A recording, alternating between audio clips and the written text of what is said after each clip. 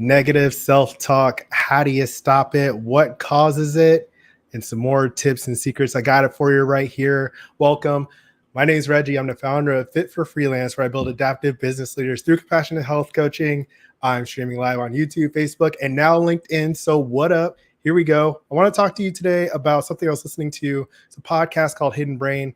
It's kind of like a psychology podcast where people are talking about the processes that are happening behind the scenes that affect our everyday life. And so this episode, I put the link in the description on YouTube, Befriending Your Inner Voice. It's all about the self-talk. And if you're having problems with self-talk, this happens sometimes with new clients or people who are stuck.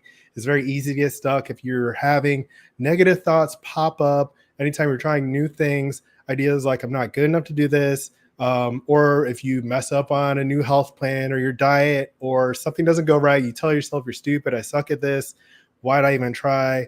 I knew that would happen. Anything like that. All those things are going to make it more difficult for you to succeed and adjust your process to have great success. So what I want to do is talk to you about negative self-talk and then how you can get around it. And this is a big part of the guilt-free framework that I'm always working with here. Let me see if I can pull it up here. Where we build confidence, realistic focus, and accountability to confidence on the left side. That comes with self-compassion and self-efficacy. And when you have that, you can lead the healthy, fulfilling life of your dreams. So the first tip I have for you, when it comes to your negative self-talk, if you hear yourself kind of saying some mean things or whatever voice that's going through your head that sounds a lot like you and reads just like how you read and everything, that voice, observe that voice. And in parentheses, I have don't battle it. So you don't want to go back and forth or try to like, I shouldn't be feeling like this, or try to overcome that with like a false sense of positivity. Leave a comment if you know what that's like. If you're like, oh, I shouldn't be feeling this way. Why am I so bad at this positive self-talk? And then you get into like a spiral. What we want to do is just observe it kind of in a meditative way, kind of like a cloud floating by. You're like, oh, look, there's that negative self-talk coming up. This is a voice that I'm hearing that's trying to protect me. And if you're really into it, if you're really well practiced, you can recognize that this is a survival mechanism that is meant to keep you alive and, analyzing your risks and dangers so you can like get past that and make sure you survive. So the big thing I want you to do is observe it without necessarily telling yourself or buying into the story that, whatever, you're not good enough. You don't have to believe it's true. And that's the next step. Is it true? When you're hearing this voice tell you these mean things, so rude, ask yourself if it's true. If it is true, because a lot of times it's not, it's just some compilation of things you've told yourself, maybe a pattern you have, things that other people have told you about a certain situation. And now you're starting to experience that. You're starting to hear that voice, but ask yourself, is it true? And then the third part I have for this is it final? A lot of times, sometimes like you can make a really silly mistake and it'd be like the most outrageous. I should have seen that coming. Oops, my bad. I dropped that on my toe. I spilled like anything like that, and you say like, that was stupid or I'm stupid for doing that. But the thing is it final?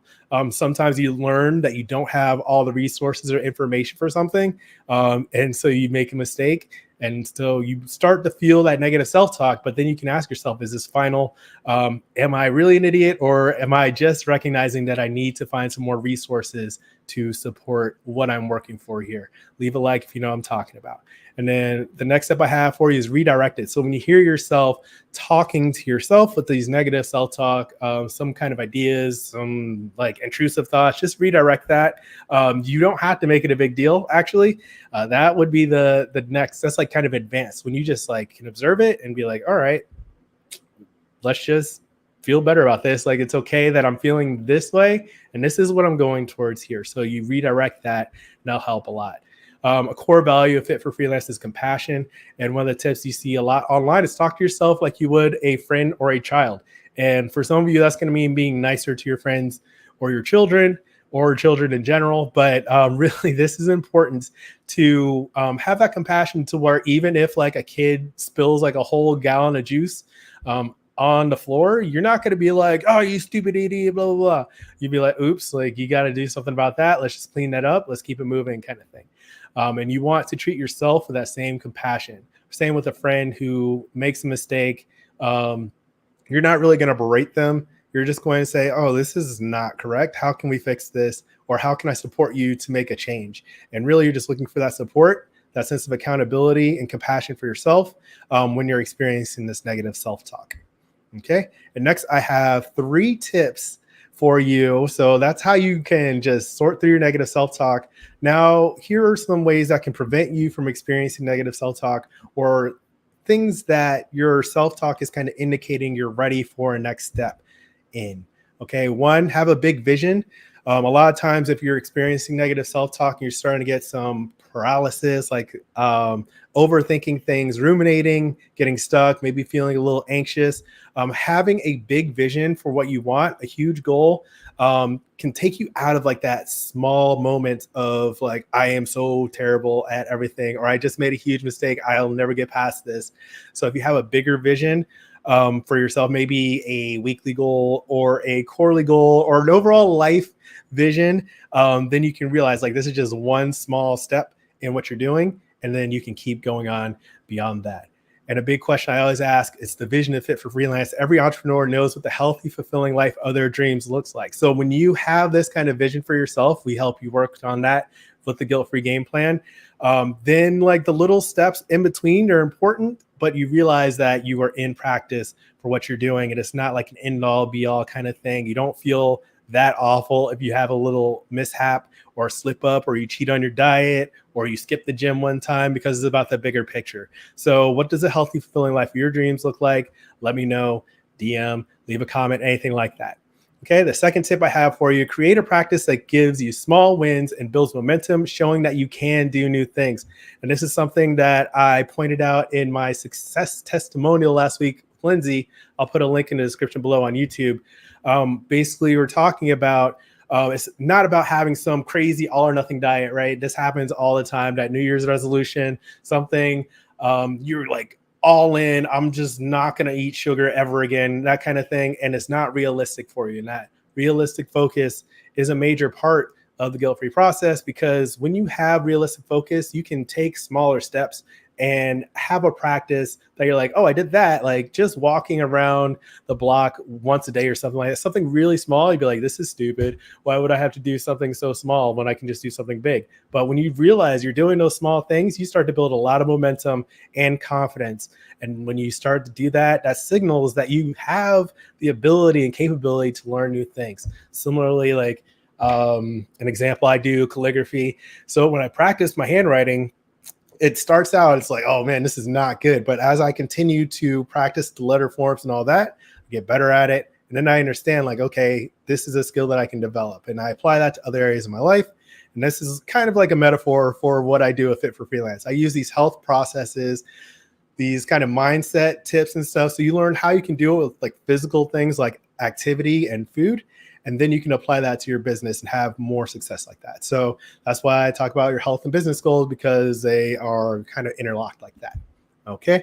And then a third step I have for you is to remember that your courage precedes confidence.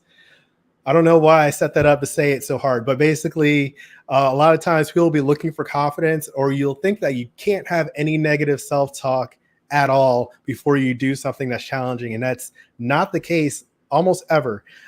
Even people who are very practiced and very successful at whatever they're doing, if you're going live on a live stream or something like that, there's still those little bits of doubt that will always pop up, or almost always pop up for you.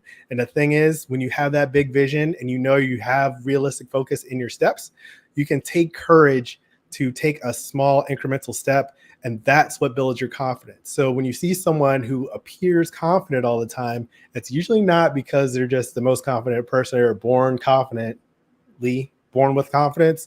It's more that they have practice doing little things in courage, and they built that skill and they know is worthwhile. So I hope that makes sense. Leave a like if you're feeling what I'm talking about here. Your courage precedes your confidence. And if you want to build your confidence, realistic focus, and accountability to beat your negative self-talk, you can send me a message. Check out the links in the description on YouTube. I have some free downloads in terms of, a food plan that'll tell you exactly what you can do. So it's not so challenging, or I have like the flexible food game plan, which makes it really clear when you're choosing to say yes to you, you can build confidence like that. And also the guilt-free game plan coaching. So I got lots of opportunities for you to practice and help you overcome that negative self-talk and kind of embrace it for what it is. It's a way to actually get better in a weird roundabout way. So that's it. Oh, also check out that Hidden Brain podcast episode. That link is a cool show. I hope you enjoy it. And I hope you enjoy these tips on how to stop your negative self-talk. So that's all I've got for you today. Leave a comment, like, subscribe, appreciate it. And as always, keep practicing. Peace.